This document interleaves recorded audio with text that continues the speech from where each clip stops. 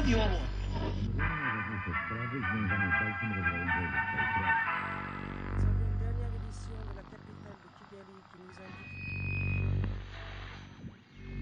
El reciente alto el fuego llegó demasiado tarde para salvar estas aldeas.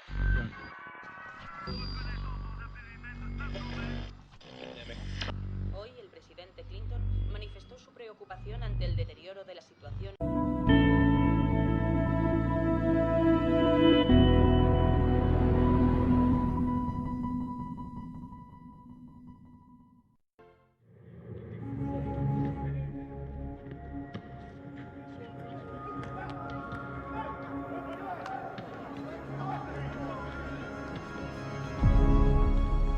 Última hora. El capo internacional.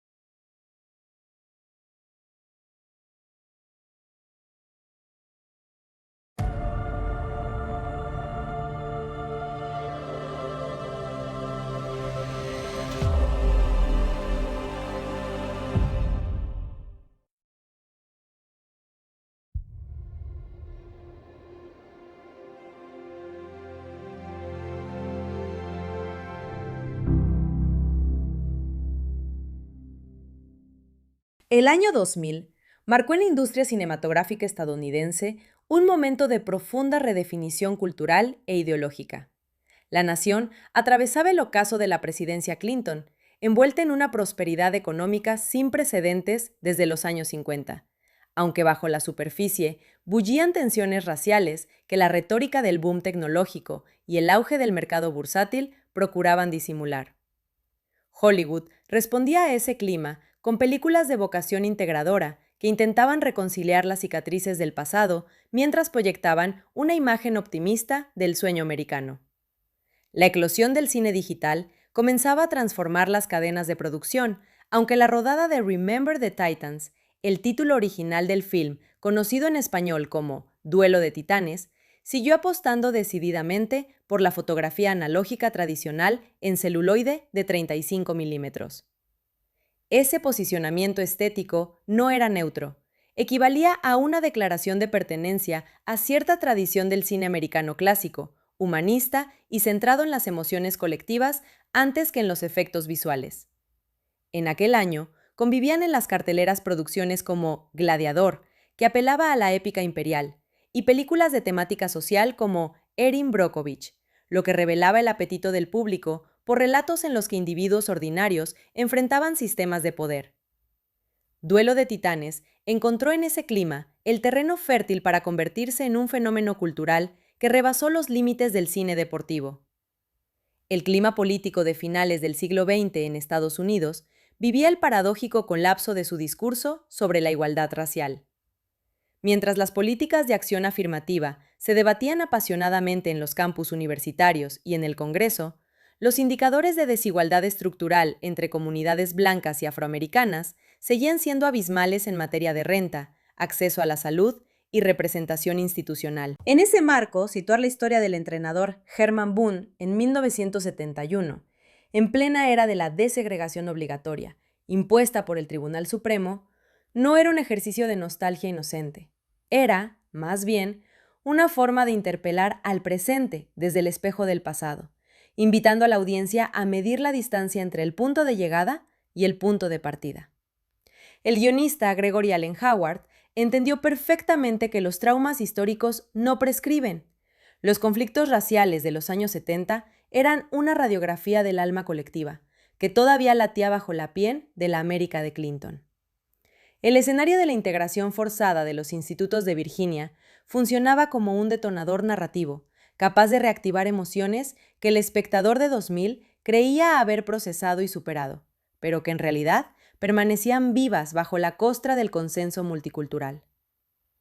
Boaz Yakin era, en el momento de abordar este proyecto, un nombre respetado en los círculos del cine independiente americano, aunque muy lejos del estatus de cineasta taquillero que la producción requería.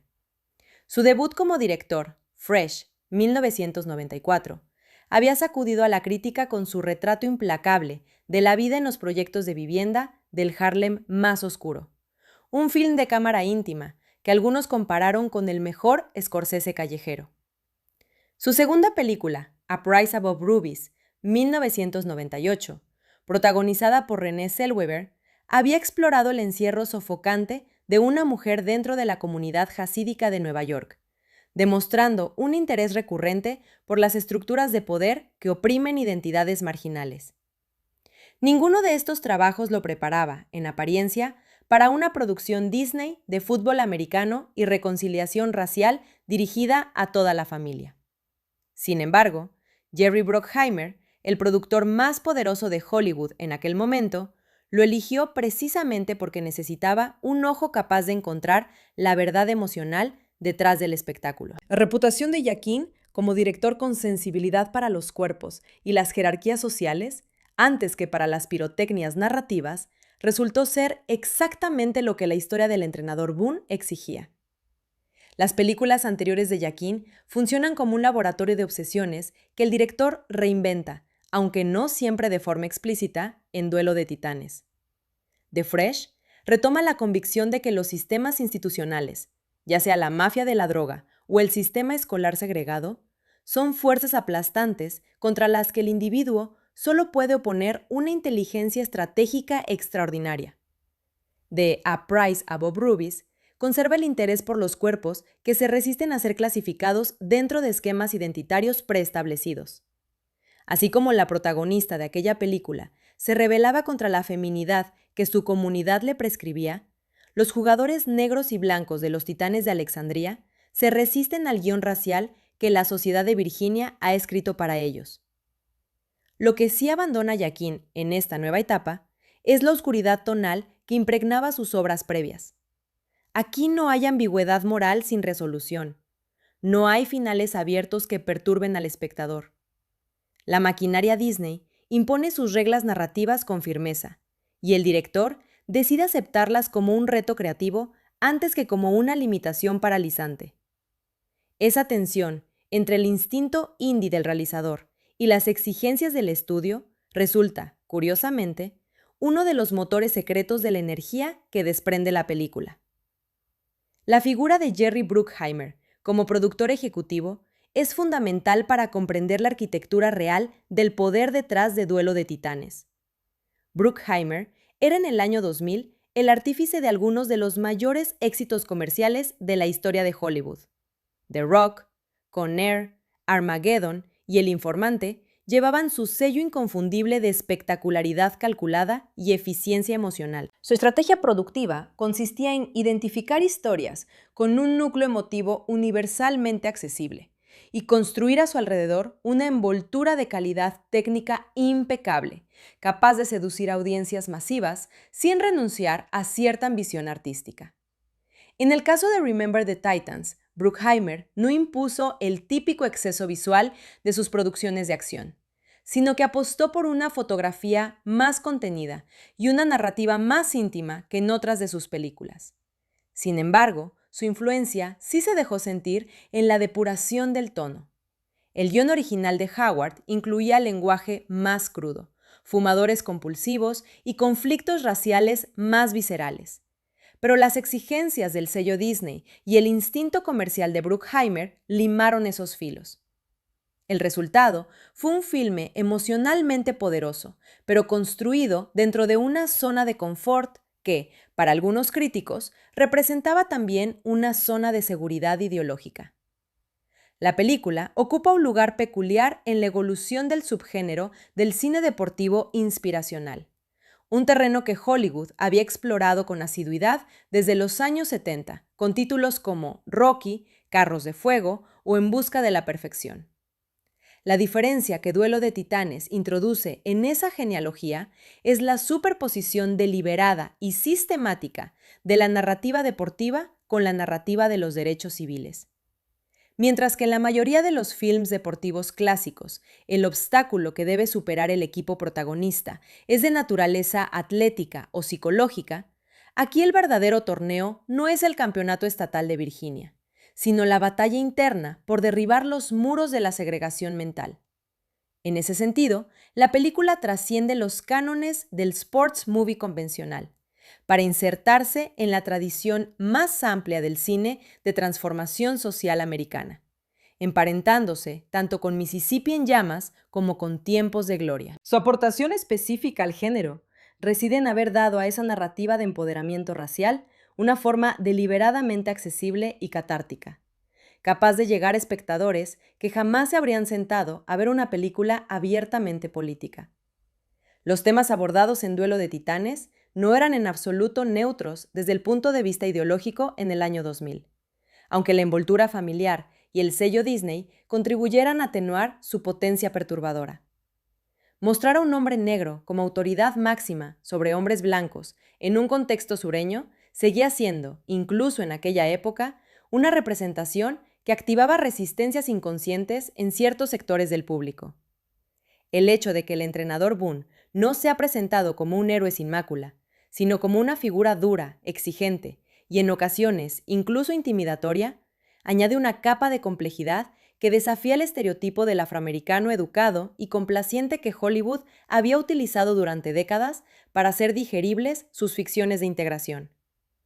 La película se arriesga a mostrar a Boone humillando verbalmente a los jugadores blancos, imponiéndoles autoridad sin contemplaciones, en escenas que en otra lectura política podrían haber generado controversia.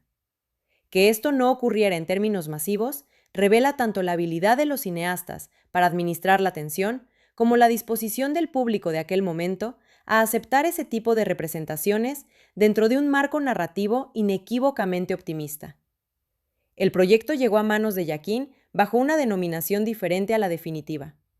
Durante la fase de desarrollo, el guión circuló bajo títulos de trabajo que enfatizaban distintos aspectos de la historia, desde versiones más neutras, centradas en el nombre del equipo, hasta formulaciones más explícitamente políticas que aludían a la integración racial. El título definitivo, Remember the Titans, no solo invoca a las criaturas míticas de la cosmogonía griega, aquellos seres primordiales que precedieron a los dioses del Olimpo y cuya derrota vio el camino a un nuevo orden, sino que también cumple la función pragmática de invocar la memoria colectiva como acto moral. El imperativo verbal, remember, no es una instrucción nostálgica, sino una exhortación ética. Recordar es aquí sinónimo de no olvidar, de mantener viva la conciencia de aquello que fue posible cuando los seres humanos decidieron trascender sus prejuicios. En español, la traducción Duelo de Titanes desplaza el acento desde la memoria hacia el enfrentamiento, privilegiando la dimensión épica del conflicto sobre la dimensión testimonial de la historia. La producción de la película no estuvo exenta de influencias externas significativas que moldearon su configuración final. El estreno se sitúa en el otoño del año 2000, una temporada cinematográfica particularmente intensa que incluía grandes éxitos de taquilla en las carteleras americanas. Disney calibró cuidadosamente el momento de lanzamiento, apostando por la antesala del inicio del año escolar como el período ideal para llegar a audiencias familiares y jóvenes. La decisión de mantener la clasificación PG, Parental Guidance, en lugar de PG-13, determinó numerosas decisiones creativas durante el rodaje y el montaje. Escenas más explícitas en términos de violencia racial o lenguaje fueron recortadas o suavizadas para no comprometer la accesibilidad del producto. Jaquín admitió años después sentirse atado de manos en ciertos momentos del proceso, incapaz de explorar la brutalidad real de la segregación con la crudeza que la historia merecía.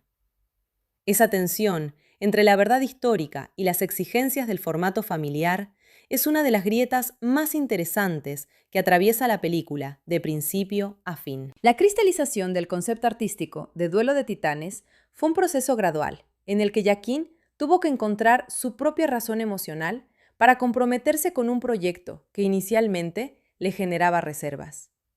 El director neoyorquino, de origen judío, con raíces en el Próximo Oriente y criado en el multiculturalismo urbano de Manhattan, se sentía ajeno a la iconografía del fútbol americano sureño. Fue al excavar en la historia real del entrenador Boone y sus jugadores donde encontró el hilo que conectaba esa narración con sus intereses más profundos. El modo en que los sistemas institucionales modelan las identidades de los individuos, el precio que se paga por desafiar el orden establecido y la posibilidad genuina, aunque frágil y costosa, de la transformación personal. El descubrimiento de esa resonancia interior fue el momento en que el proyecto dejó de ser un encargo y se convirtió en algo que Jaquín podía habitar emocionalmente. Sin ese compromiso íntimo, la película habría sido un producto competente pero vacío. Con él, se convirtió en algo capaz de trascender su propia maquinaria comercial. El proceso de selección del elenco juvenil fue uno de los aspectos más arriesgados y finalmente más afortunados de toda la producción. Con un presupuesto modesto para los estándares de Bruckheimer y tan solo 7 semanas de margen antes del inicio del rodaje, la directora de casting, Rona Kress, tuvo que identificar en tiempo récord a un conjunto de jóvenes actores capaces de sostener escenas junto a Denzel Washington. El resultado fue una constelación de talentos emergentes que la película convirtió en figuras reconocibles: Wood Harris, Donald Faison, Ethan Suplee, Kip Pardue, Ryan Hurst y un jovencísimo Ryan Gosling, exmiembro del Mickey Mouse Club, en el papel del jugador Alan Bosley. El propio Jaquín admitió que reconoció algo especial en Gosling desde el primer momento de la audición: una presencia cómica natural y una inteligencia emocional que se manifestaban antes incluso de que comenzara a actuar. Lo que ninguno en el set podía saber en aquel otoño de 1999 era que varios de estos jóvenes actores estaban a punto de protagonizar algunas de las carreras más notables de su generación en el cine y la televisión americana.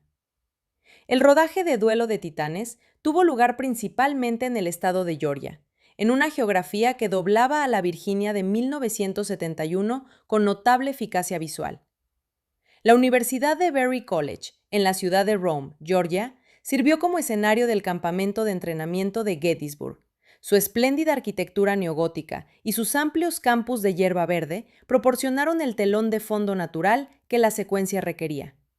Denzel Washington llegó a alojarse en las instalaciones del campus durante la semana de filmación y estableció una relación informal pero memorable con los estudiantes y el personal de la universidad. El Instituto de Etowah en Woodstock, el de Clarkston y varios estadios de colegios del área metropolitana de Atlanta completaron la geografía de producción.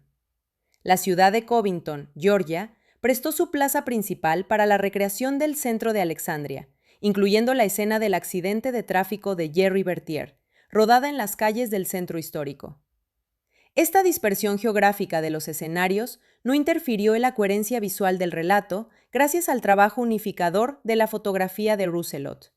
La dinámica entre Denzel Washington y el equipo de actores jóvenes durante el rodaje fue uno de los factores cruciales en la construcción de la atmósfera de camaradería que la película necesitaba transmitir. Washington es conocida en la industria por su puntualidad absoluta, su dominio exhaustivo del texto y su exigencia silenciosa hacia quienes trabajan con él. Bruckheimer lo describió públicamente como el tipo de actor que llega puntual, sabe sus líneas y hace que todos a su alrededor eleven su nivel. Los actores jóvenes del elenco describieron la experiencia de trabajar junto a él como transformadora.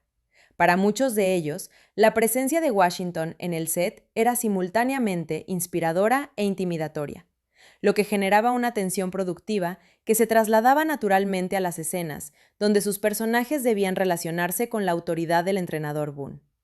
Hayden Panettiere, que tenía 10 años durante el rodaje, reveló años después que Washington intentaba hacerla reír durante sus primeros planos para desestabilizarla, convirtiendo cada toma en una pequeña competición de voluntades entre el veterano y la niña prodigio. Bloque 2. Arquitectura narrativa. La estructura dramática de Duelo de Titanes responde a un modelo que los teóricos de la narrativa clásica denominarían arco tripartito con inversiones de expectativa programadas. El film adopta una construcción esencialmente lineal en su dimensión temporal. Los eventos se suceden en orden cronológico, desde el verano de 1971 hasta el campeonato estatal, pero introduce en ese flujo aparentemente recto una serie de quiebros emocionales que impiden que el relato degenere en una parábola simplista sobre el bien que triunfa sobre el mal. La estructura se organiza en torno a 3 grandes bloques. El primero establece la oposición inicial entre las dos fuerzas en conflicto, Boone y Yost, negros y blancos, autoridad y resistencia. El segundo documenta el laborioso proceso de transformación en el campamento de entrenamiento de Gettysburg.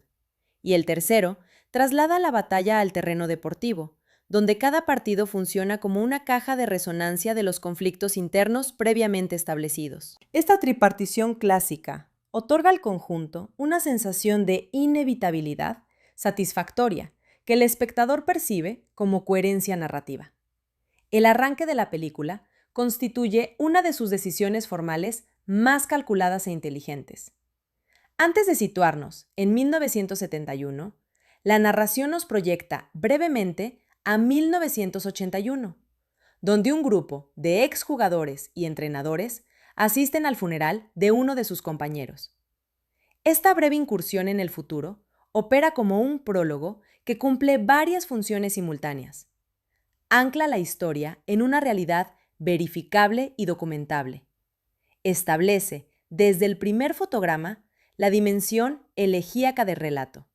Y sobre todo, activa en el espectador el mecanismo de la memoria como principio organizador de todo lo que va a ver a continuación. Saber desde el inicio que uno de los protagonistas muere, aunque sin revelar de quién se trata, introduce una sombra de anticipación trágica que tiñe de melancolía incluso los momentos más eufóricos de la película. La apertura, en este sentido, no es un simple recurso de eficacia narrativa.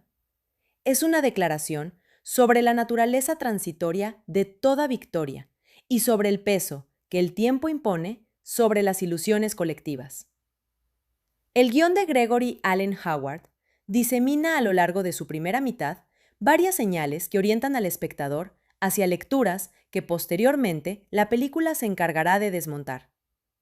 La más evidente de estas pistas falsas es la configuración inicial de la relación entre Boone y Yost, como un antagonismo irresoluble. El primero aparece como el intruso arrogante que desplaza al segundo, el entrenador querido y respetado, que ha construido su reputación durante 15 temporadas.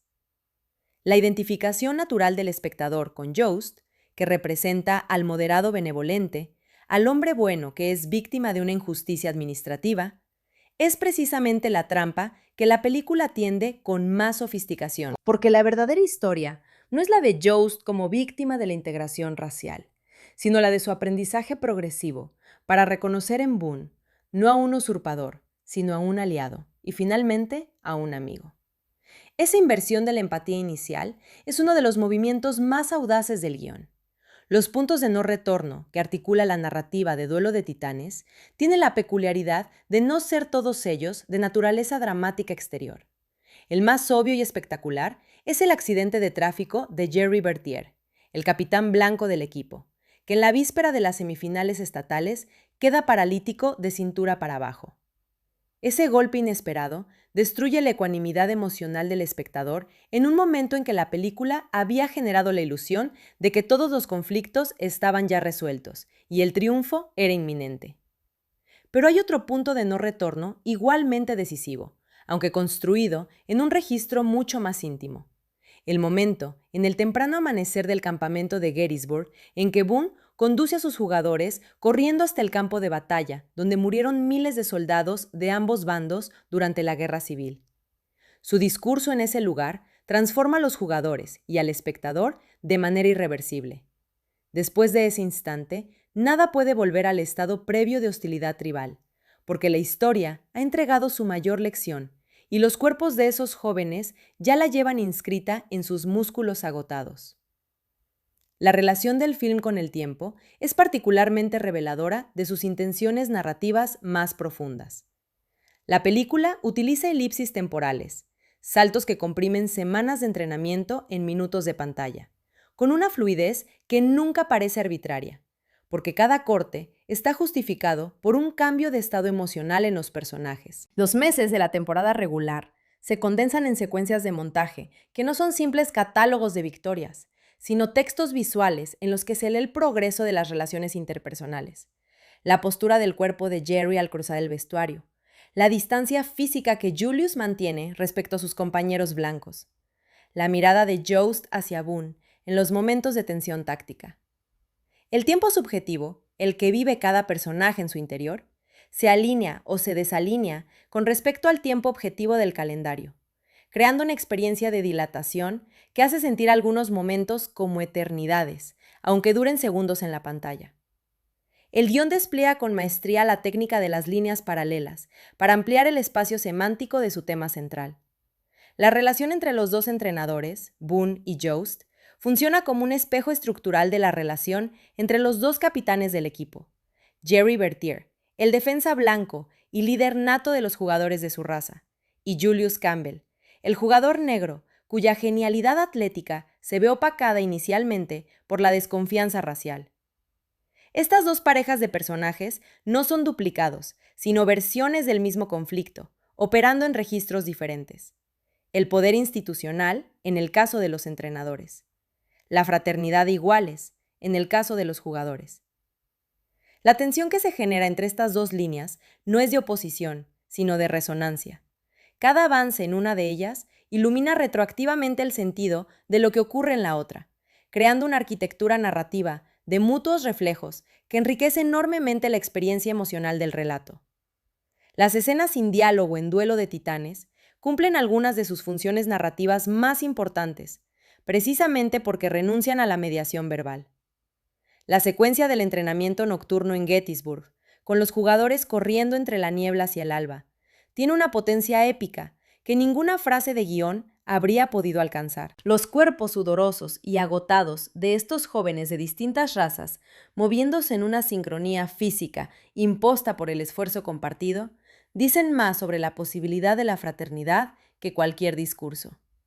Igualmente elocuente es la secuencia en que Jerry, desde su cama de hospital, recibe la visita de Julius. Los dos hombres no necesitan palabras para comunicar la profundidad de un vínculo que ha trascendido el color de la piel y las categorías sociales que la vida cotidiana les imponía. El silencio, en esas escenas, no es ausencia de significado, sino su forma más concentrada. La película articula un sistema de motivos recurrentes que funcionan como notas de un acorde que va transformándose a lo largo del film. El campo de fútbol americano es el motivo espacial fundamental. Aparece inicialmente como un territorio de hostilidad y segregación, luego como un espacio de sometimiento colectivo bajo la autoridad de Boone, posteriormente como el escenario de la fraternidad descubierta, y finalmente como el terreno donde la comunidad entera, dentro y fuera de las líneas de cal, aprende a mirarse de otra manera. El chicle de menta que Boone mastica en momentos de tensión es un motivo gestual aparentemente trivial, que concentra toda la energía interior no expresada del personaje. La música, el soul de los años 70 que suena en el vestuario, actúa como un motivo acústico que marca el avance de la integración. Al principio, la música negra y la música blanca suenan en espacios separados. Hacia el final, toda la banda canta junta canciones de Bob Dylan. Varios momentos de la película están construidos para generar en el espectador la sensación de que ha llegado el clímax emocional definitivo, cuando en realidad la narración tiene preparado un nuevo escalón de intensidad. El partido de clasificación para la final estatal, con los árbitros vendidos al establishment blanco que favorecen descaradamente al equipo rival, parece ser el punto culminante del film. La intervención de Yost, que sale al campo a advertir al árbitro que expondrá el escándalo ante la prensa, constituye el momento de redención definitiva del entrenador blanco. Su sacrificio del Salón de la Fama para preservar la integridad del equipo es, dramáticamente, una escena de catarsis perfecta. Pero la película agrega inmediatamente después el accidente de Gerry Bertier, desestabilizando la euforia y recordando al espectador que las victorias morales más rotundas conviven siempre con la fragilidad de los cuerpos humanos. Esta acumulación de clímax, lejos de resultar excesiva, reproduce fielmente el ritmo de la emoción real. El verdadero conflicto de Duelo de Titanes no es, como podría parecer, el enfrentamiento entre dos culturas raciales en el contexto del deporte. El conflicto más profundo de la película es el que se libra dentro de cada personaje, entre su identidad heredada, lo que la comunidad, la familia y la historia le han enseñado que debe ser, y la identidad elegida, que emerge en el contacto con el otro. Gerry Bertier no es racista porque sea malvado, es racista porque ha sido formado en un sistema que le asignó ese papel como condición de su pertenencia a su comunidad. Su arco narrativo documenta el doloroso proceso de desaprendizaje de esa identidad prestada y la construcción de una propia que puede incluir a Julius Campbell como hermano. Este conflicto entre identidad impuesta e identidad elegida es el motor filosófico más poderoso del film y el que explica por qué la película sigue emocionando a audiencias de cualquier origen. Lo que el espectador comprende plenamente solo después del último fotograma de Duelo de Titanes es que la narración ha estado contando dos historias simultáneas, la del equipo que gana el campeonato y la del equipo que salva el alma de una ciudad. La victoria deportiva es la consecuencia visible de una transformación mucho más profunda e intangible que ha ocurrido en los corazones de los jugadores, los entrenadores y gradualmente de la comunidad entera de Alexandria. El título inglés, con su imperativo Remember, adquiere entonces su plena dimensión. Lo que hay que recordar no es la temporada invicta de los Titanes de 1971, sino la prueba viviente de que los seres humanos son capaces de cambiar cuando se les plantea el desafío con la firmeza adecuada. La película termina como una promesa formulada hacia el futuro desde el pasado. El final de Duelo de Titanes es un final cerrado en términos narrativos, pero deliberadamente abierto en términos morales. La victoria en el campeonato estatal resuelve el conflicto deportivo. Los epílogos textuales resuelven los destinos individuales de los personajes. Y la muerte de Gerry Bertier, mencionada brevemente al inicio con la escena del funeral, cierra el círculo temporal de la narración. Sin embargo, la película no cierra el conflicto que la originó. La segregación racial en Estados Unidos no ha desaparecido en 1971, ni en 2000 cuando la película se estrena, ni en ningún momento posterior. Ese final cerrado, que contiene en su interior la promesa de una lucha que continúa, es uno de los gestos de mayor honestidad intelectual que la narración se permite dentro de sus convenciones comerciales. La película no pretende que un equipo de fútbol arregló América. Pretende mostrar que un equipo de fútbol demostró que era posible intentarlo. Los riesgos narrativos que asume el guión son más notables en lo que decide no mostrar que en lo que exhibe. La película podría haber construido una galería de villanos racistas inequívocos que funcionaran como válvulas de descarga de la indignación moral del espectador. En cambio, Howard y Jackin optan por dispersar la hostilidad racial a través de un conjunto amplio de personajes secundarios que no son simplificables en categorías de bien y mal. El miembro del Salón de la Fama que conspira para que los titanes pierdan no es un monstruo de cartón, sino un hombre que actúa dentro de la lógica de un sistema que considera natural y legítimo. Los blancos que lanzan ladrillos contra la casa de Boone permanecen en el anonimato. Incluso el director del colegio, que inicialmente presiona a Boone, advirtiéndole que cualquier derrota significará su despido, lo hace desde una posición de miedo institucional antes que de odio personal. Esta distribución difusa de la hostilidad es narrativamente más arriesgada y moralmente más honesta que la creación de chivos expiatorios cómodos. El guionista Gregory Allen Howard confesó públicamente que el guión original de la película era radicalmente diferente en tono al producto final que llegó a las pantallas. En su versión primera, el texto tenía clasificación R. El lenguaje racial era explícito e incendiario. Los insultos entre jugadores y la brutalidad de la discriminación se describían con una crudeza que Howard consideraba necesaria para hacer justicia a la realidad histórica. Cuando Bruckheimer y Disney exigieron la transformación del guión en un producto apto para toda la familia, Howard reaccionó con incredulidad. Le parecía imposible que una historia sobre racismo sureño funcionara en versión sanitizada. La respuesta del mercado le demostró que estaba equivocado, aunque el debate sobre lo que se perdió en esa poda sigue siendo relevante para quienes estudian el film como documento histórico. El actor Wood Harris, que interpretó a Julius Campbell, declaró años después que si la película se rodara hoy con una visión honesta del racismo, no debería producirla una empresa familiar como Disney, sino un estudio dispuesto a mostrar la brutalidad real de lo que aquellos jóvenes vivieron. Esa tensión entre la verdad histórica y la exigencia comercial del entretenimiento familiar es una de las grietas que la película porta consigo de manera permanente. La influencia de la arquitectura narrativa de Duelo de Titanes sobre el cine deportivo posterior ha sido enorme, aunque con frecuencia sus imitadores se han quedado con la forma exterior. El entrenador carismático, el equipo dividido, los partidos como teatros de transformación moral, sin capturar la complejidad interior que distingue el modelo del pastiche. Películas como Coach Carter, 2005, Glory Road, 2006 o Invictus, 2009, le deben mucho a la plantilla estructural que Remember the Titans estableció con tanta eficacia a principios del nuevo siglo.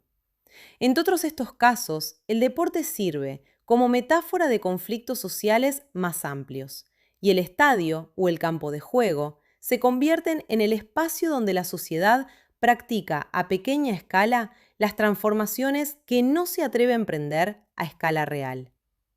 Es una tradición narrativa que hunde sus raíces en la cultura americana más profunda, la que cree que el mérito individual puede derribar cualquier estructura de desigualdad si se aplica con suficiente determinación.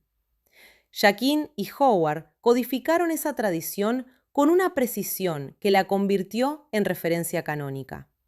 La relación entre la película y los hechos históricos reales que la inspiraron merece un análisis detallado, porque la distancia entre ambos revela los mecanismos mediante los cuales Hollywood transforma el documento en mito.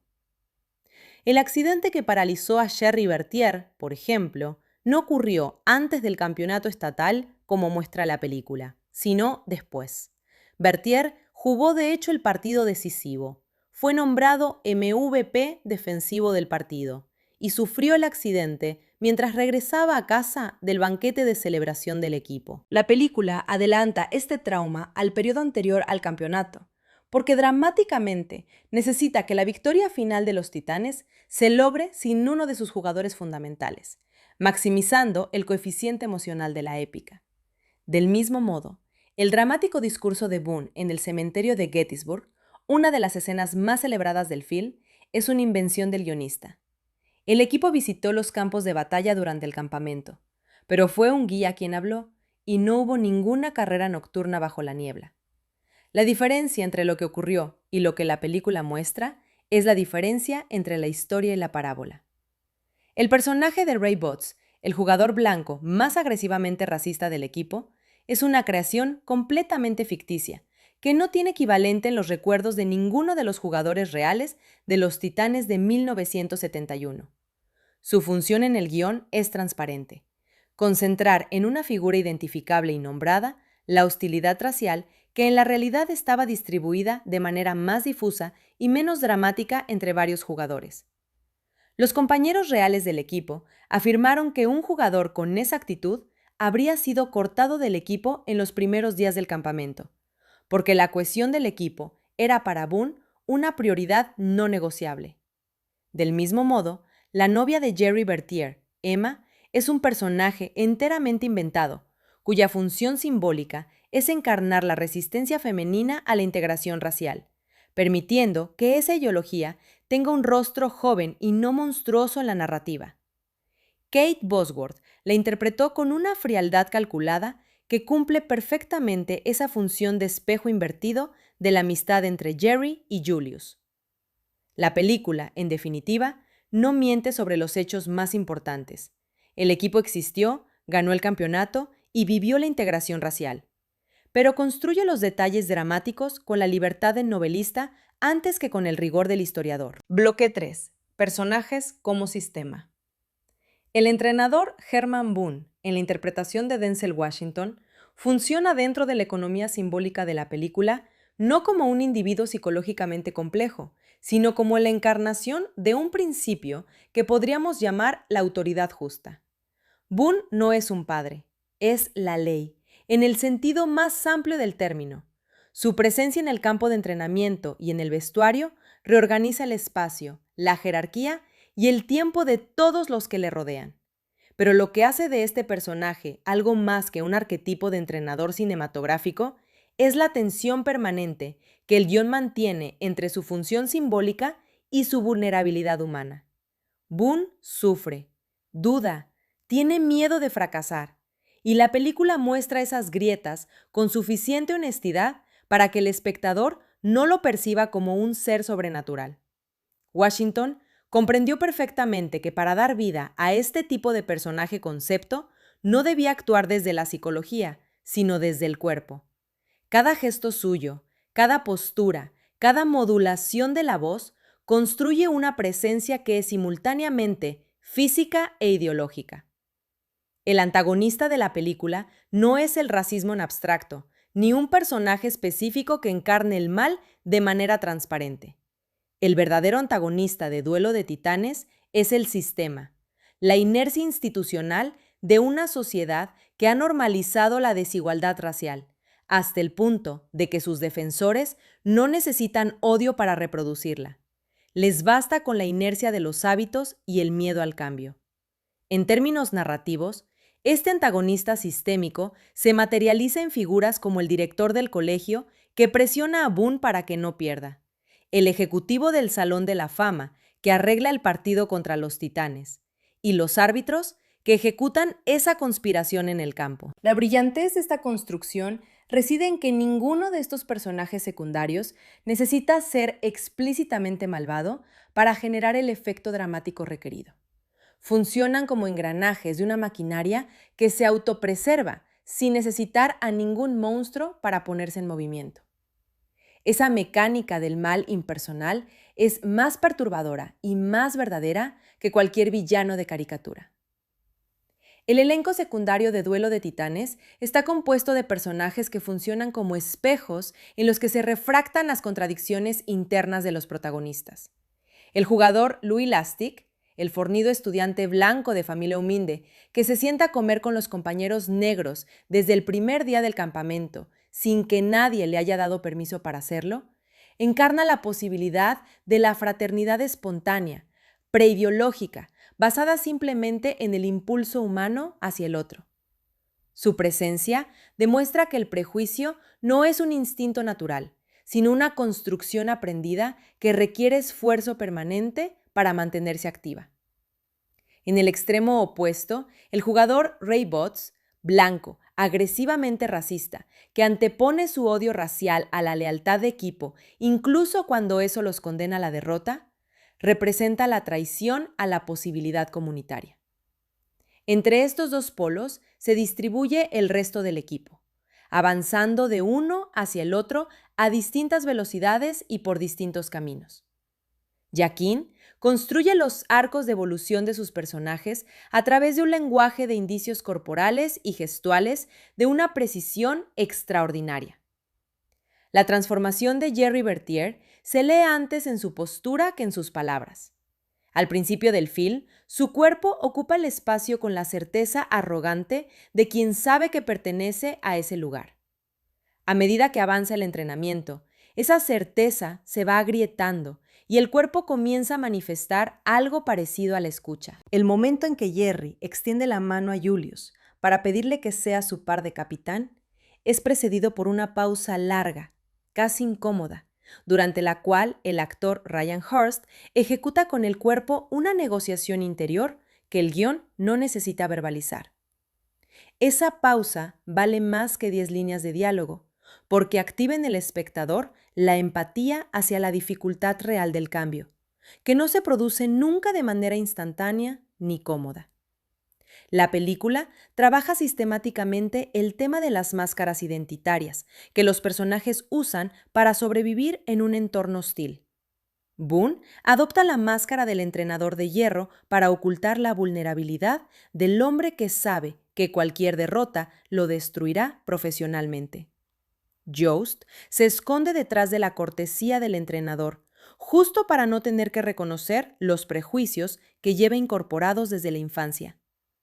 Julius Campbell usa la agresividad como coraza protectora ante un mundo que históricamente ha castigado a los hombres negros por cualquier demostración de vulnerabilidad. Incluso la pequeña Cheryl Jost, la hija del entrenador blanco, interpretada por una jovencísima Hayden Panettiere con una aplomada convicción, usa su apasionamiento por el fútbol americano como máscara de la necesidad de aprobación de su padre. Estas máscaras no son hipocresías, sino estrategias de supervivencia, y la película las trata con una compasión que evita el juicio moral fácil. Uno de los aspectos más sofisticados del sistema de personajes de Duelo de Titanes es la ausencia de personajes inequívocamente justos. Incluso Boone, que es el protagonista moral de la historia, comete errores que la película no disimula. Su rigidez puede ser contraproducente. Su desprecio inicial hacia Jost está parcialmente alimentado por el orgullo antes que por la virtud. Y su ambición personal, en tanto que primer entrenador negro en aquel contexto, no siempre es separable de su misión integradora. Jost, por su parte, tardó demasiado en reconocer sus propios prejuicios encubiertos, y los jugadores blancos que siguieron sus pasos necesitaron que la presión del grupo y las circunstancias los obligaran al cambio antes de que lo eligieran libremente. Esta distribución de la culpa moral entre todos los actores del relato es lo que impide que la película degenere en un sermón. Nadie aquí es completamente inocente, y esa universalidad de la imperfección humana es la que hace resonar la historia en espectadores de cualquier identidad racial. La película incluye personajes cuyo arco no es de transformación, sino de revelación. Su función narrativa no consiste en cambiar, sino en mostrar, al permanecer igual, lo que ocurriría si nadie cambiara. El jugador Ray Butts es el caso más claro. Su resistencia inflexible a la integración, su traición al equipo en momentos cruciales, su incapacidad para separar su lealtad racial de su lealtad deportiva, funcionan como el negativo fotográfico de lo que el resto del equipo va logrando. La película necesita de este personaje estático no para demonizarlo, sino para mantener viva la conciencia de que el cambio siempre coexiste con su negación. Que por cada Jerry Bertier que aprende a ver a Julius Campbell como un igual, hay alguien que se cierra con más hermetismo sobre sus certezas previas. Sin ese contrapeso, la narrativa de la transformación colectiva sonaría demasiado fácil para ser verdadera. La interdependencia entre los personajes principales es tan estrecha que ninguno de ellos podría existir como figura coherente en ausencia del otro. Boone, sin Jost, no es el entrenador que la historia muestra. Es Jost el que otorga a Boone su dimensión más humana, porque la relación entre ambos obliga al protagonista a salir de la armadura de la autoridad y mostrar la vulnerabilidad del compañero. Julius sin Gary es una promesa atlética sin catalizador. Es el encuentro con el capitán blanco lo que activa en Campbell la posibilidad de convertirse en un líder antes que en un solitario brillante. Esta interdependencia no es solo una técnica dramática, sino una declaración filosófica. La película propone que la identidad no se construye en el aislamiento, sino en el encuentro con la alteridad, que el yo necesita del otro para poder llegar a conocerse plenamente. El tratamiento de los personajes femeninos en Duelo de Titanes es notablemente más reducido que el masculino, reflejando una limitación que el guión comparte con muchos otros films del género deportivo de su época. Sin embargo, dentro de ese espacio restringido, la película introduce dos figuras femeninas que no son ornamentales. Carol Boone, la esposa del entrenador, es el testigo privado de la presión que Herman carga sobre sus hombros y la que le recuerda, en los momentos de mayor rigidez, que la eficacia no lo es todo. Cheryl Jost, la hija del entrenador blanco, demuele uno de los supuestos del género deportivo tradicional, que el fútbol es un asunto de hombres, al ser la única persona del entorno de su padre capaz de analizar el juego con precisión táctica. Su presencia como personaje es una grieta abierta en el machismo implícito del género, aunque la película no profundiza lo suficiente en esa fisura. El equipo como entidad colectiva funciona en Duelo de Titanes como lo que los teóricos del drama llamarían un personaje coral, un organismo con carácter propio que supera la suma de sus partes. Al principio del film, ese organismo está fragmentado, operando en dos subsistemas hostiles que tienen sus propios rituales, sus propios espacios y su propio lenguaje. El proceso narrativo de la película es el proceso de construcción de un cuerpo colectivo unificado, con una voz común, una memoria compartida y una identidad que trasciende las identidades individuales de cada miembro. Las secuencias de entrenamiento son el equivalente dramático de un proceso biológico. La formación de un organismo nuevo a partir de materiales que en un principio se rechazan mutuamente. Cuando ese organismo alcanza su madurez, en la segunda mitad de la temporada regular, el equipo emite una energía que la película plasma visualmente en la sincronía perfecta de los cuerpos en movimiento. El pasado traumático de los personajes opera en Duelo de Titanes como una fuerza gravitacional que atrae permanentemente hacia atrás a quienes intentan avanzar. Boone lleva sobre sus espaldas la memoria de haber sido desplazado profesionalmente en el pasado por un entrenador blanco menos capaz, y esa herida, no sanada, alimenta su dureza y su necesidad de demostración. Julius Campbell carga con la historia colectiva de un pueblo al que el sistema ha enseñado que su valor es siempre secundario. Y esa historia se manifiesta en la desconfianza inicial hacia cualquier gesto de fraternidad proveniente del lado blanco. Los jugadores blancos, por su parte, no son conscientes de los privilegios que el sistema les ha regalado a expensas de otros, y esa inconsciencia es en sí misma una forma de trauma. El trauma de no saber que estás dañando a otros porque el daño te ha sido presentado como el orden natural de las cosas. La película opera como una terapia colectiva que hace consciente ese trauma mutuo. El estado final de cada uno de los personajes principales en Duelo de Titanes no corresponde a la victoria, sino a una transformación irreversible que las victorias y las derrotas solo ilustran. Boone llega al final de la temporada siendo el mismo hombre tenaz y exigente que era al principio, pero con la adición de una apertura hacia el otro que el comienzo no sugería. Su amistad con Jost es la prueba visible de que algo en su interior ha cedido sin romperse. Jost pierde el Salón de la Fama, el honor más alto que su mundo le tenía reservado, y gana a cambio algo más difícil de cuantificar, pero más duradero: la certeza de haber actuado con integridad cuando la integridad costaba algo real. Julius y Jerry quedan unidos por un vínculo que la parálisis de uno y la muerte eventual del otro no podrán disolver, porque ya ha sido inscrito en el cuerpo de cada uno de ellos como una segunda naturaleza. Todos ellos han ganado algo que la clasificación deportiva no puede medir.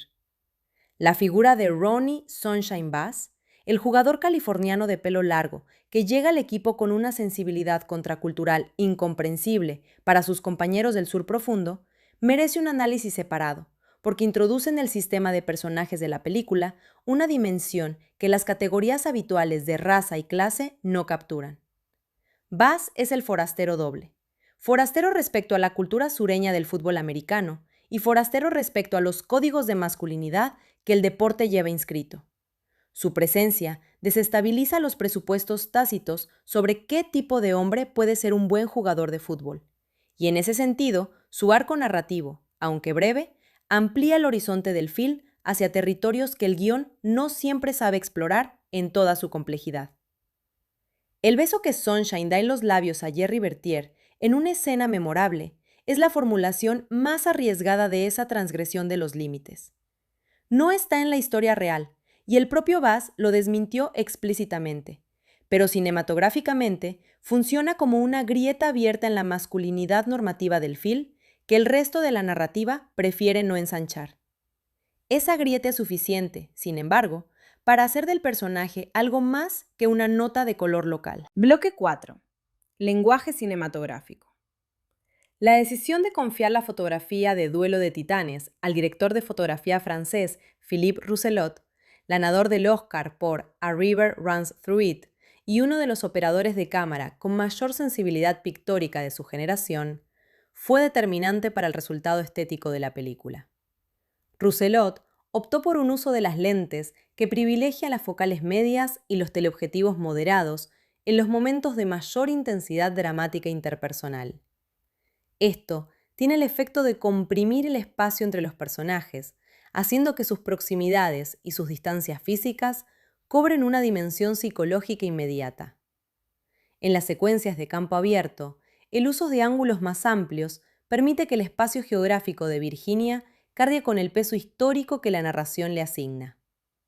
El formato cinemascópico, relación de aspecto 2,35:1, otorga al conjunto una grandiosidad épica que contrasta deliberadamente con la escala doméstica de muchas de las escenas más emocionalmente intensas de la película. El movimiento de cámara en Duelo de Titanes obedece una gramática narrativa en la que la estática y la quinesis tienen significados claramente diferenciados. Durante las primeras secuencias del film, cuando la hostilidad racial aún mantiene a los personajes en posiciones rígidas y defensivas, la cámara tiende a la frontalidad estática, a los encuadres que respetan la separación entre los dos grupos.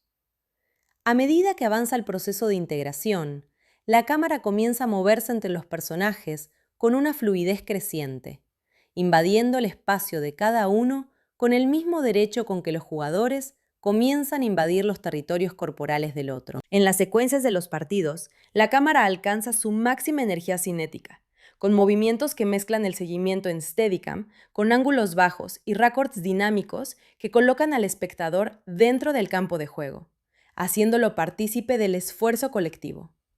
Philippe Rousselot construye en Duelo de Titanes una dramaturgia lumínica que va más allá de la simple iluminación de las escenas. Las secuencias ambientadas en el campamento de entrenamiento estival utilizan una luz cálida, casi dorada, que transfigura el agotamiento físico de los jugadores en algo parecido a la épica. El sudor reluciente de los cuerpos bajo ese sol de verano es tanto realismo como metáfora, tanto documentación del esfuerzo como transfiguración poética del mismo. Las escenas nocturnas, especialmente la del discurso en el campo de batalla de Gettysburg, utilizan una iluminación desaturada y brumosa que sitúa la acción en un tiempo mítico, fuera de la historia ordinaria. Las escenas en el interior del estadio durante los partidos apuestan por una luz artificial que modela los cuerpos de manera más dura y contrastada, subrayando la dimensión de combate de esos enfrentamientos. El film utiliza una paleta de color diferenciada para marcar el estado emocional del relato en cada fase de su desarrollo. Los primeros compases de la película presentan una gama fría y levemente desaturada, dominada por los grises y los azules de una comunidad en tensión que ha perdido su calidez comunitaria. A medida que avanza el proceso de integración, los tonos cálidos van ganando terreno progresivamente. El verde del campo de hierba, el dorado de la luz de tarde sobre los estadios, el rojo y negro del uniforme de los Titanes, que se convierte en el primer color compartido por ambos grupos de jugadores. El clímax visual del film, el partido del campeonato estatal bajo las luces artificiales del estadio, presenta una paleta vibrante e hipersaturada, que transforma el campo de juego en algo parecido a un altar o a un escenario teatral, separado del mundo cotidiano por su intensidad lumínica. El montaje de Michael Tronick opera en Duelo de Titanes en varios registros simultáneos que se alternan según las necesidades dramáticas del momento. Las secuencias de entrenamiento utilizan un montaje rítmico y percusivo, que encuentra su patrón en la música de la banda sonora, creando la ilusión de que los cuerpos de los jugadores se mueven al compás de una partitura colectiva. Las escenas de confrontación interpersonal adoptan un montaje más lento, con planos más largos que permiten a los actores habitar el encuadre sin la presión del corte. Las secuencias de partido mezclan ambas temporalidades, alternando la aceleración del juego en tiempo real con ralentizaciones súbitas que congelan momentos de importancia táctica o emocional. Esa variedad de ritmos evita la monotonía que amenaza las películas de estructura binaria y mantiene al espectador en un estado de alerta emocional permanente. El sonido fuera de cuadro es en Duelo de Titanes una herramienta dramática de primera importancia.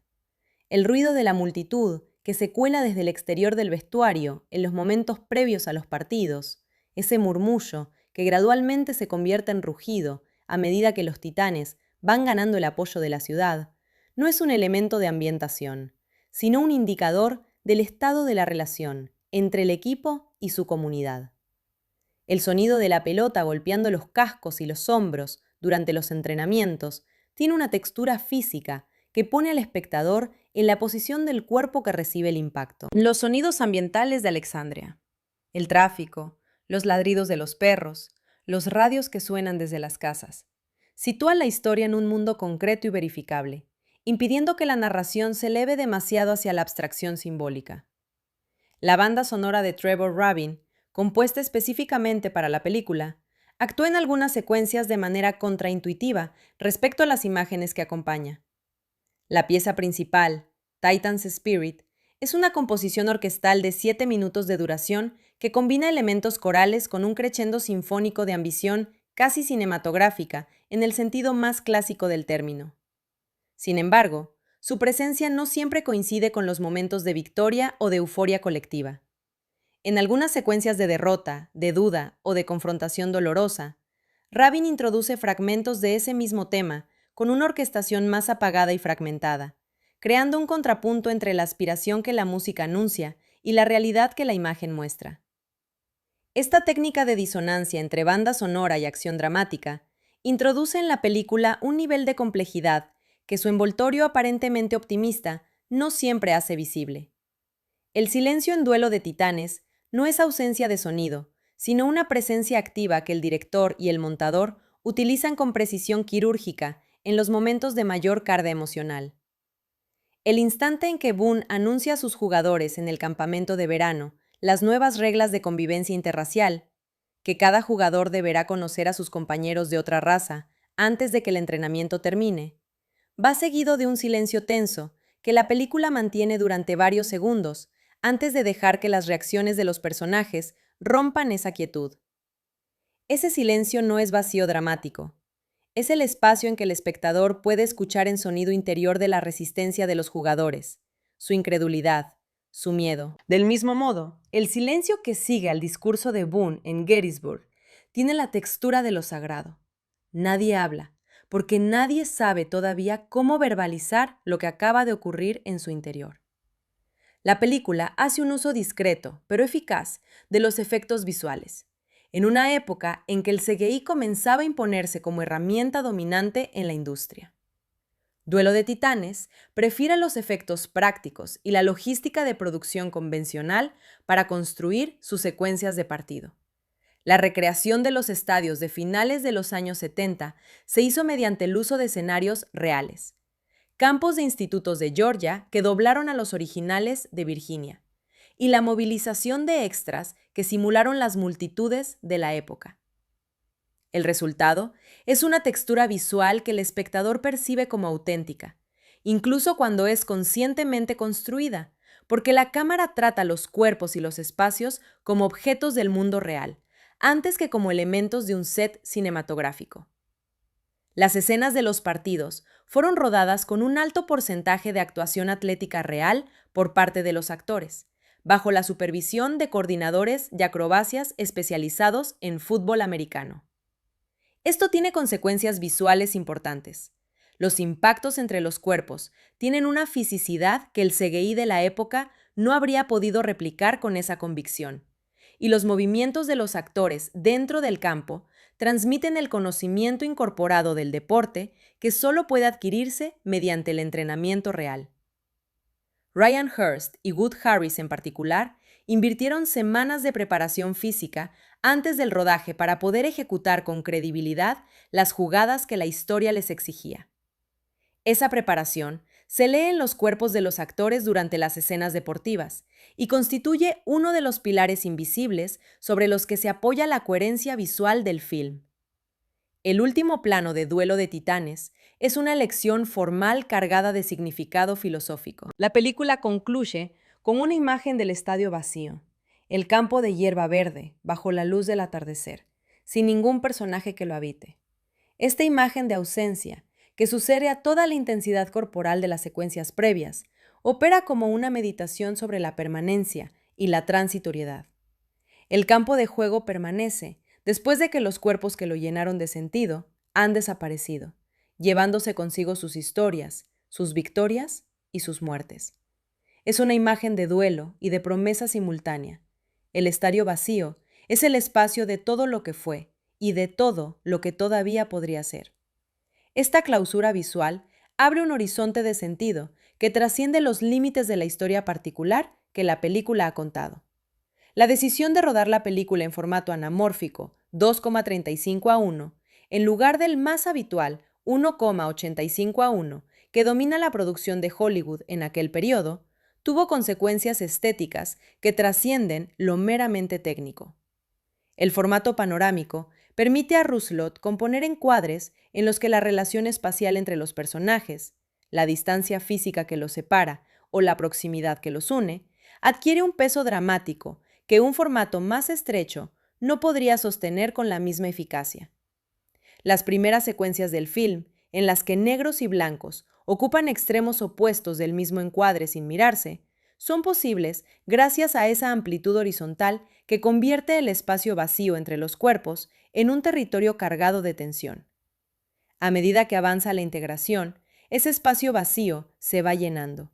Los cuerpos se acercan, las distancias se comprimen, y el formato panorámico, que antes servía para mostrar la separación, comienza a funcionar como el escenario de la densidad comunitaria. La elección del formato en este sentido no es un capricho estético, sino una herramienta dramática de primer orden. El uso que la banda sonora popular hace de los temas musicales de principios de los años 70 merece un análisis que va más allá de la ambientación de época. La selección de canciones no es simplemente la lista de éxitos de la radio de 1971. Es una curación ideológica que establece desde la primera escena el marco cultural dentro del cual la historia quiere ser leída. Creedence Clearwater Revival, Bob Dylan, Marvin Gaye, James Taylor, Cat Stevens, Los Temptations. Esta nómina de artistas es en sí misma un mapa de la América de principios de los 70, una América dividida entre la cultura negra y la blanca, pero comunicada por la música popular como espacio de encuentro.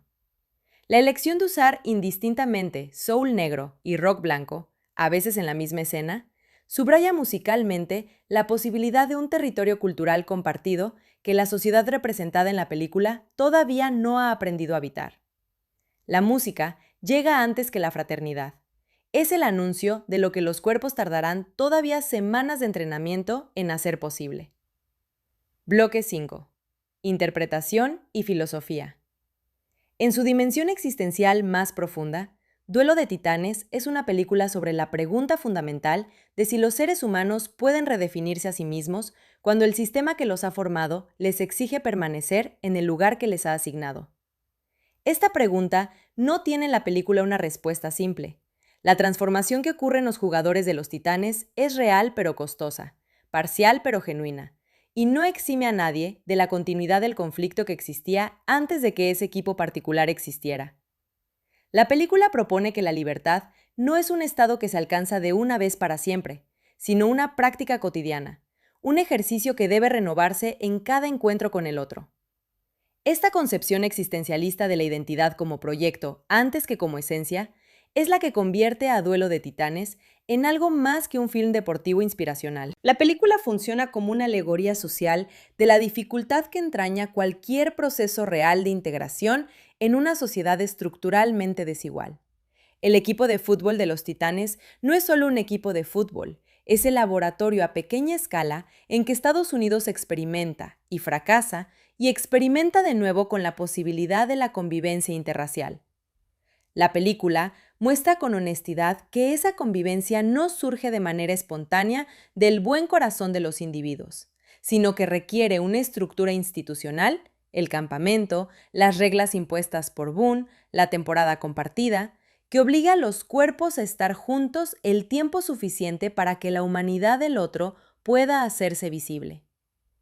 Esa lección sobre la dimensión estructural de la integración, que ningún discurso de buena voluntad puede sustituir, es una de las contribuciones más valiosas de la película al debate sobre la convivencia democrática. Los subtextos políticos de Duelo de Titanes son inseparables de su contexto de producción, aunque la película haga todo lo posible por presentarlos en una forma lo suficientemente universal como para trascender las lecturas partidistas. El hecho de que la historia esté ambientada en 1971, apenas 3 años después del asesinato de Martin Luther King y 2 años después de la llegada del hombre a la luna, no es políticamente neutro. Esos años de Nixon, de la retirada de Vietnam y del ascenso del movimiento de derechos civiles son el telón de fondo ante el que la pequeña victoria de los Titanes adquiere su verdadera dimensión histórica. La película estrella el año 2000, en el final de la era Clinton y en vísperas de las elecciones presidenciales más disputadas de la historia reciente de Estados Unidos, pero evita explícitamente cualquier referencia al presente del espectador, prefiriendo dejar que la analogía opere de manera implícita en la conciencia de quien la vea. Las capas mitológicas de Duelo de Titanes comienzan en el propio título, con su referencia a los titanes de la cosmogonía griega, y se profundizan a lo largo del film mediante la inclusión de una serie de referencias simbólicas que pertenecen a la mitología americana. El campo de batalla de Gettysburg, visitado por Boone y sus jugadores en el alba de un día de entrenamiento, es uno de los lugares más cargados de significado mítico de la historia americana. Allí murieron miles de soldados blancos y negros, de ambos bandos de la guerra civil. Y allí, Lincoln pronunció su discurso fundacional sobre la nueva nación que se estaba construyendo sobre sus tumbas. Llevar a los jugadores de los Titanes a ese lugar es un gesto de una enorme densidad simbólica. Boone convierte ese campo en un espejo en el que los jóvenes pueden verse reflejados en la larga historia de las divisiones y las reconciliaciones americanas, y reconocer en su propio conflicto la continuación de una lucha que empezó mucho antes de que ellos nacieran. Una lectura psicoanalítica de Duelo de Titanes ofrece perspectivas interesantes sobre la dinámica de poder que organiza las relaciones entre los personajes. Boone ocupa la posición del superego colectivo del equipo, la instancia moral que impone la ley, que sanciona las transgresiones y que dirige la energía del grupo hacia fines socialmente aceptables. Los jugadores más jóvenes, en la fase inicial de la historia, representan el ello en su estado más puro. Sus pulsiones agresivas y sus instintos tribales buscan expresión sin la mediación de ningún principio moral que las organice. Yost ocupa la posición más compleja, la del ego que media entre la ley del superego, la autoridad de Boone y las demandas del ello, los instintos raciales de los jugadores blancos que le son leales. La resolución del drama psíquico colectivo del equipo sigue la lógica freudiana de la civilización. La renuncia a la satisfacción inmediata del instinto tribal a cambio de los beneficios superiores de la cooperación organizada. Las relaciones de poder y género en Duelo de Titanes son más complejas de lo que la superficie del film sugiere. La película, ambientada en un mundo predominantemente masculino, es también una reflexión sobre las formas en que el patriarcado y el racismo se articulan mutuamente como sistemas de dominación. El racismo de los jugadores blancos no es independiente de su masculinidad amenazada, de su miedo a ser desplazados por hombres negros que demuestran ser sus iguales o sus superiores en el terreno donde más se valoran, el campo de batalla deportivo. Boone ejerce su autoridad mediante formas de masculinidad que el orden racial dominante históricamente ha negado a los hombres negros: la dureza, la exigencia, el liderazgo incuestionado. Al hacerlo visible en la pantalla, la película perturba el esquema cultural que asigna esos atributos exclusivamente a la masculinidad blanca. La película se abstiene deliberadamente de dar respuesta a los dilemas morales más profundos que plantea. ¿Tiene derecho un sistema institucional a forzar la integración entre personas que no la desean? ¿Es la imposición de la convivencia una forma de violencia, aunque sus efectos sean positivos? ¿Puede una victoria deportiva realmente transformar una ciudad? ¿O simplemente pospone el conflicto que permanece sin resolver debajo de la superficie de la celebración colectiva? Duelo de Titanes deja estas preguntas abiertas, precisamente porque la historia real en la que se basa no las respondió de manera definitiva. Los equipos se integraron en 1971, pero la desigualdad racial en Alexandria y en Virginia y en Estados Unidos no desapareció con la temporada invicta de los Titanes. La película sería menos honesta si pretendiera que el fútbol sanó lo que la historia había fracturado. El diálogo permanente que la película establece entre sus intenciones y las expectativas del espectador es en sí mismo un elemento de su significación. La audiencia de 2000 llegaba a la sala con las convenciones del sports movie perfectamente incorporadas. Sabía que el equipo underdog iba a ganar. Sabía que el entrenador iba a redimir a sus jugadores. Sabía que la comunidad terminaría unida. Lo que no sabía o esperaba era que la película iba a tomar esas convenciones con tanta seriedad histórica y emocional. Jackin y Howard explotan la familiaridad del espectador con los clichés del género, para luego cargar esos clichés con un peso de realidad que los transforma. El entrenador que grita en el vestuario es también el hombre negro que sabe que su fracaso deportivo será leído como un fracaso racial. El equipo que aprende a jugar junto es también una generación de jóvenes aprendiendo a habitar la historia que le toca. La multiplicidad de lecturas que Duelo de Titanes habilita es parte de su longevidad cultural. Puede verse como un film sobre liderazgo transformacional, y de hecho se proyecta regularmente en cursos de management y formación de directivos, o como una película sobre los derechos civiles, o como una historia deportiva tradicional, o como un relato de iniciación masculina, o como una alegoría política sobre la integración americana. Ninguna de estas lecturas agota el film, porque la película ha sido construida con suficiente ambigüedad estructural como para soportar todas ellas simultáneamente sin desmoronarse. Esa polisemia controlada es el sello de las obras que sobreviven a su propio tiempo histórico. 25 años después de su estreno, Duelo de Titanes sigue siendo una película que interpela al presente con una eficacia que sus creadores no podían haber anticipado completamente. En una época en que los debates sobre el racismo sistémico, la identidad racial y la posibilidad de la convivencia democrática han adquirido una visibilidad sin precedentes en el discurso público americano, la historia del entrenador Boone y sus Titanes se lee con una urgencia renovada. Lo que ha cambiado desde 2000 es la posibilidad de la lectura cómoda. El espectador de hoy ya no puede satisfacerse con la idea de que el fútbol y la voluntad individual resuelven el problema del racismo estructural. Lo que no ha cambiado es la verdad emocional del film, la experiencia de ver a seres humanos derribar sus propias murallas internas sigue siendo capaz de producir en el espectador esa extraña mezcla de gozo y tristeza que solo el arte más honesto puede generar. La dimensión pedagógica de Duelo de Titanes es inseparable de su historia de recepción y de su función cultural en las décadas posteriores al estreno. La película fue adoptada rápidamente por el sistema educativo americano como material didáctico en asignaturas que van desde la historia contemporánea hasta la educación física, pasando por la psicología social y la ciudadanía democrática. Esta institucionalización del film como herramienta pedagógica tiene consecuencias ambivalentes. Por una parte, garantiza su supervivencia cultural y su presencia en las formaciones identitarias de sucesivas generaciones. Por otra, tiende a congelar su significado dentro de marcos interpretativos prefijados, que reducen la complejidad de la película a su mensaje más obvio. Cuando Duelo de Titanes se proyecta en un aula como ejemplo de superación del racismo, se desactivan deliberadamente las grietas y las ambigüedades que hacen del film algo más interesante que una parábola moral.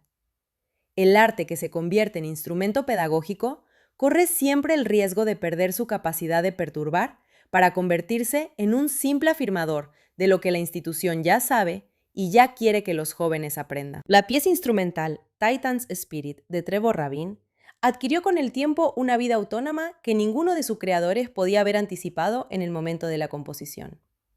Su uso en la ceremonia de clausura del estadio de Shea Stadium, en las retransmisiones olímpicas de NBC desde los Juegos de Salt Lake City en 2002 hasta los de Vancouver en 2010, y de manera especialmente significativa en la celebración del discurso de aceptación de Barack Obama como candidato demócrata en el estadio Invesco de Denver en 2008, convirtió a esa melodía en una especie de himno oficioso de la aspiración colectiva americana.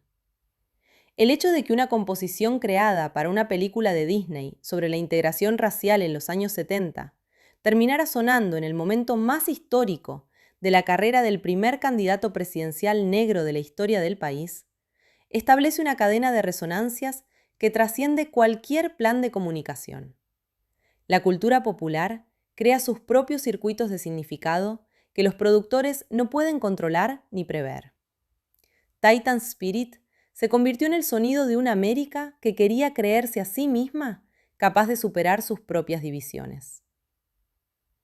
Bloque 6. Recepción y posteridad. El estreno de Duelo de Titanes el 29 de septiembre del año 2000 se produjo en la temporada cinematográfica más competida del otoño norteamericano, un período en que la industria lanzaba sus películas de mayor ambición comercial antes de los premios de fin de año. El film se presentó en cientos de salas simultáneamente, apoyado por una campaña de marketing Disney de gran escala, que enfatizaba tanto la actuación de Denzel Washington, un hombre recién galardonado con el Oscar de Honor de la Academia, como el carácter inspiracional y familiar de la historia. La premiere no fue un evento de alfombra roja de alto voltaje mediático, sino una presentación diseñada para conectar emocionalmente con públicos amplios. Colegios, comunidades religiosas y organizaciones deportivas fueron parte del público objetivo de la campaña previa al estreno. La película alcanzó el número 1 en taquilla en su primer fin de semana, recaudando más de $26 millones, aunque fue superada la semana siguiente por la comedia Coméntelo con ella. La recepción crítica de Duelo de Titanes en el momento de su estreno fue, en términos generales, favorable, pero no entusiasta. Los críticos más exigentes señalaron los contornos sentimentales de la narración, su tendencia a simplificar los conflictos raciales y la previsibilidad de sus resoluciones dramáticas. Owen Gleiberman, de Entertainment Weekly, escribió que Washington merecía un guión mejor para un actor de su calibre, señalando el carácter demasiado santificado del personaje de Boone. Jeff Weiss, del Deseret News, en cambio, reconoció que pese a la previsibilidad del relato, la película cumplía su función esencial de recordar al espectador la capacidad humana para la bondad. En términos de Rotten Tomatoes, la película obtuvo una puntuación de la crítica profesional del 72% en el momento de su estreno, una calificación moderada que no reflejaba la intensidad de la respuesta emocional que generaba entre el público general. La evolución del juicio del público sobre Duelo de Titanes a lo largo de los años posteriores al estreno es uno de los fenómenos más interesantes de su historia de recepción. En el momento del estreno, el film fue percibido por muchos espectadores como una película de entretenimiento familiar competente. En los años siguientes, a medida que se convirtió en material habitual de los programas escolares americanos, donde se proyectaba en clases de historia, educación física y ciudadanía, fue adquiriendo el estatuto de documento cultural de referencia. La audiencia de Rotten Tomatoes le otorgó una puntuación del 93%, una de las más altas del género deportivo, reflejando la fidelidad emocional que el film había generado en generaciones sucesivas de espectadores, que lo vieron durante su infancia o adolescencia. Esa brecha entre la apreciación crítica y la popular es uno de los datos más reveladores sobre la naturaleza de la película. La trayectoria comercial de Duelo de Titanes superó ampliamente las expectativas iniciales de Disney y de Bruckheimer. Con un presupuesto de producción estimado en $30 millones, el film recaudó más de $115 millones solo en territorio estadounidense y superó los 136 millones a escala mundial, convirtiéndose en uno de los éxitos más inesperadamente rotundos de la temporada otoñal del año 2000. Este rendimiento comercial extraordinario se explica por la combinación de varios factores. El tirón del nombre de Denzel Washington, la apuesta por una narrativa emocionalmente poderosa en un período en que el público agradecía el cine de valores explícitos, y la capacidad del film para llegar simultáneamente a audiencias negras y blancas, a familias y a jóvenes. El éxito comercial de la película consolidó además la posición de Jerry Bruckheimer como el productor más eficaz de Hollywood para el cine de entretenimiento de alta calidad emocional. El palmarés de Duelo de Titanes en los principales circuitos de premiación refleja la ambigüedad de su posición en la industria. Un éxito masivo que los grandes premios reconocieron con nominaciones, pero no con estatuillas principales. El Screen Actors Guild Award nominó al conjunto del reparto en la categoría de Mejor Elenco, reconociendo la densidad interpretativa coral de la película. Los MTV Movie Awards, en cambio, recompensaron directamente su impacto popular con varios galardones. Los Critics' Choice Awards y los Saturn Awards le incluyeron en sus listas de lo mejor del año en sus respectivas categorías. Curiosamente, los premios Oscar ignoraron prácticamente la película, con la excepción de una nominación técnica, lo que refleja la tendencia histórica de la Academia a subvalorar el cine deportivo y las producciones de entretenimiento familiar, por sofisticadas que sean. El estatus cultural de Duelo de Titanes ha oscilado entre el clásico del cine deportivo y el objeto de una nostalgia educativa específicamente norteamericana. La película no ha alcanzado el tipo de culto cinéfilo que rodea a obras como Toro Salvaje o El Golpe, pero ha construido un tipo de lealtad afectiva masiva que es, en muchos sentidos, más duradera. Generaciones enteras de estadounidenses la asocian con el primer momento en que entendieron qué era el racismo, o con la primera vez que un film les hizo llorar en un aula escolar. Ese tipo de vinculación emocional con un film, que va más allá del juicio estético, es la que produce los clásicos populares de verdad, obras que el tiempo no erosiona porque están ancladas en la memoria formativa de millones de personas. La influencia de Duelo de Titanes sobre el cine deportivo posterior es amplia y reconocible, aunque no siempre explícitamente citada.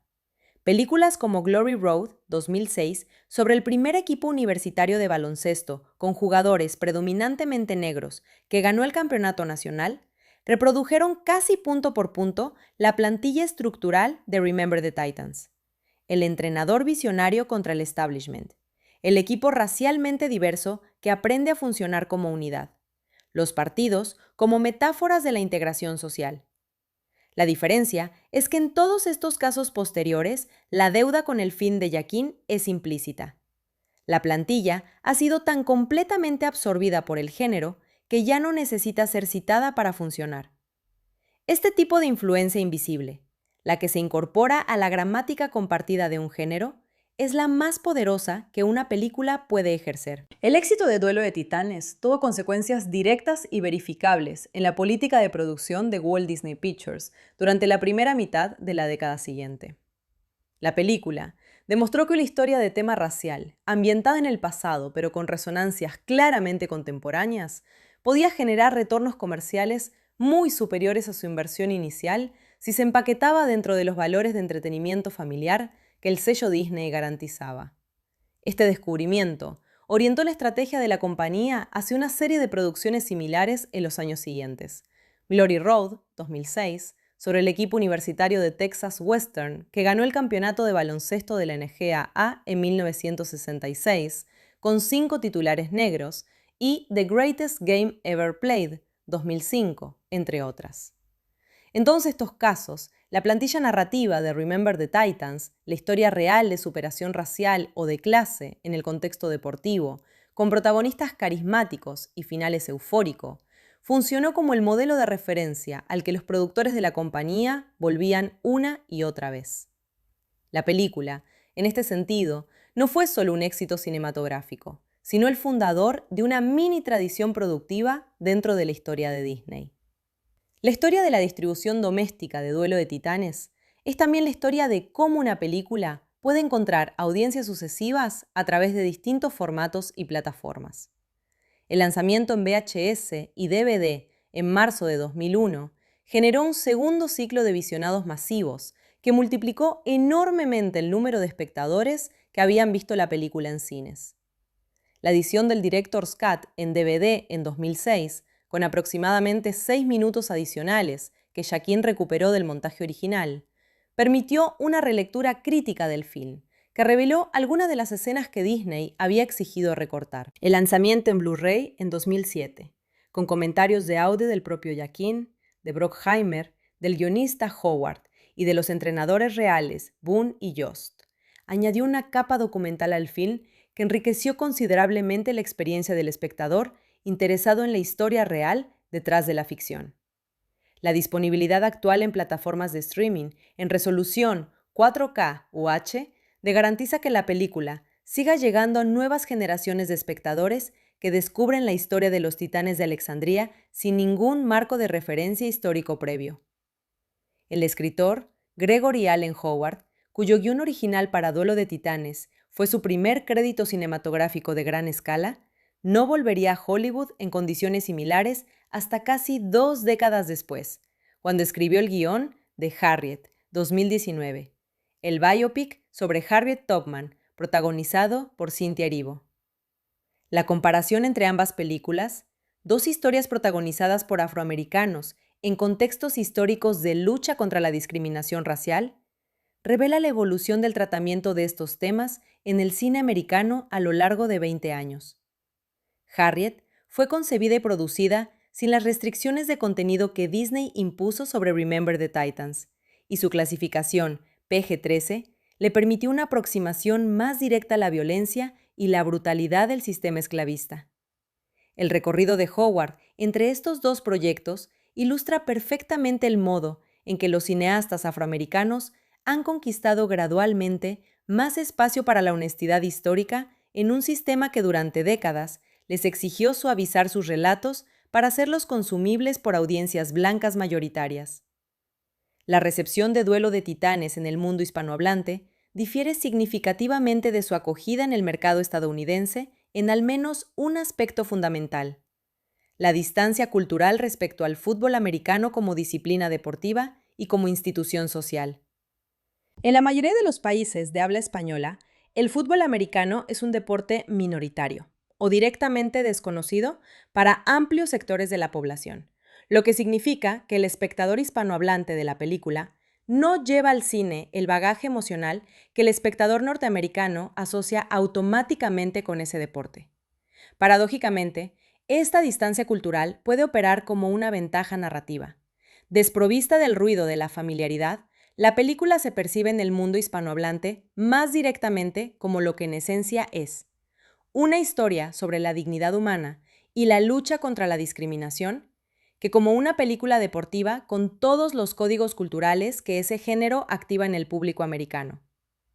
El título, Duelo de Titanes, con su énfasis en el enfrentamiento épico antes que la memoria colectiva, anticipa esta lectura universalista que desborda los límites del contexto cultural específico del original. El debate sobre la precisión histórica de Duelo de Titanes se intensificó en los años posteriores al estreno, con la publicación de varios artículos académicos y periodísticos que cuestionaban la fidelidad del film a los hechos reales. La investigación de la escritora Amy Tate, publicada en 2010 en el Howard Journal de la Universidad Old Dominion, sistematizó las divergencias más significativas entre el documento histórico y la narración cinematográfica, señalando que la película construye un relato de la integración racial en Alexandria, Virginia, que es considerablemente más violento y dramático de lo que los testigos reales recuerdan. Según esta investigación, Los propios jugadores del equipo recordaban la tensión racial del campamento como fundamentalmente una cuestión de competencia por los puestos en el equipo, más que como hostilidad étnica abierta. Esta revisión histórica no invalida el valor emocional de la película, pero sí interpela a quienes la usan como documento histórico sin las reservas críticas necesarias. La pregunta que este debate plantea es perenne y no tiene respuesta simple. ¿Hasta qué punto un film tiene la obligación de reproducir la realidad histórica con fidelidad factual y hasta qué punto puede tomarse las libertades del poeta que trabaja con materiales históricos para construir verdades que trascienden los hechos particulares? El lugar que ocupa Duelo de Titanes en la historia del cine deportivo americano fue certificado de manera definitiva en 2021, cuando la Biblioteca del Congreso de Estados Unidos la seleccionó para su preservación en el National Film Registry, el Registro Nacional de Obras Cinematográficas de significación cultural, histórica o estética reconocida. Esta decisión institucional, que cada año incluye solo 25 títulos de entre los miles de filmes producidos en territorio americano, confirmó lo que el tiempo había ido sedimentando en la conciencia colectiva, que Duelo de Titanes es una obra de importancia cultural que trasciende su dimensión de entretenimiento popular. La presencia de la película en ese registro, junto a obras de Ford, Wells, Kubrick y Spike Lee, la sitúa en una genealogía cinematográfica que ningún éxito comercial puede garantizar por sí solo, y que solo el juicio combinado del tiempo y la institución puede otorgar. Esta consagración cultural tardía vindica tanto a los cineastas que apostaron por la historia como a los millones de espectadores que la recibieron con una emoción que el circuito de la crítica especializada tardó en legitimar. La historia de Herman Boone, después de los eventos de 1971, que la película no cuenta, es en sí misma un relato de la complejidad que la narración cinematográfica prefirió omitir. Boone continuó como entrenador de los Titanes durante 5 temporadas adicionales, pero fue finalmente relevado de su cargo en 1979, en circunstancias que combinaban quejas de jugadores y decisiones administrativas que la escuela no documentó con suficiente transparencia. La película ignora este desenlace poco heroico de la carrera de Boone como entrenador, prefiriendo el epílogo de un retiro digno que no comprometa la imagen del héroe. Tras abandonar el fútbol, Boone se reinventó como conferenciante motivacional, llevando la historia de los Titanes a auditorios empresariales y académicos de todo el país. Esta segunda carrera, construida sobre el capital simbólico de una temporada de hace 50 años, dice algo importante sobre el modo en que el deporte americano crea narrativas de liderazgo que tienen vida propia más allá del campo de juego. La película de Jaquín no es ajena a ese proceso.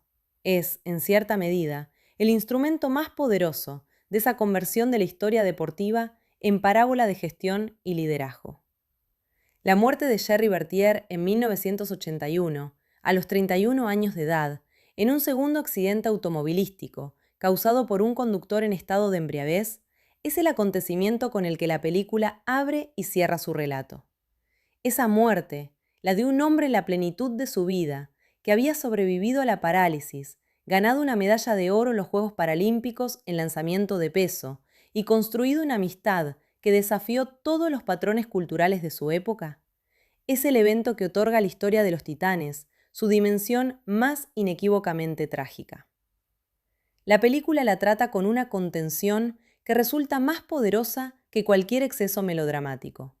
El epílogo textual que informa de la muerte de Bertier es apenas 2 líneas de texto sobre pantalla negra, y sin embargo, concentra el peso de todo lo que la narración ha construido en las 2 horas previas. Julius Campbell, que acompañó a la madre de Gerry en el funeral mientras le sostenía la mano, es la imagen final y más definitiva de que lo que ocurrió en aquel campo de Georgia en el verano de 1971 fue real, fue duradero y tuvo consecuencias que ninguna estadística deportiva puede medir con justicia. En esa zona de intersección entre el documento histórico, la parábola moral y el entretenimiento popular, que muy pocas películas logran habitar con iguales proporciones de cada uno. El hecho de que la historia sea real verificable en archivos, confirmable por testigos aún vivos en el momento del estreno, comprobable en estadísticas deportivas. Le otorga a la película una credibilidad testimonial que pocas ficciones pueden reclamar. Y el hecho de que sea también una construcción cinematográfica deliberada, con todos los recursos del cine americano clásico al servicio de su efecto emocional, la convierte en una obra que trabaja simultáneamente en el registro del documento y en el registro de la épica. Esa doble pertenencia a la historia y a la fábula es la que hace de Duelo de Titanes una película que sigue siendo discutida, enseñada y amada un cuarto de siglo después de que las luces de los estadios de Virginia se apagaran sobre la temporada invicta de 1971.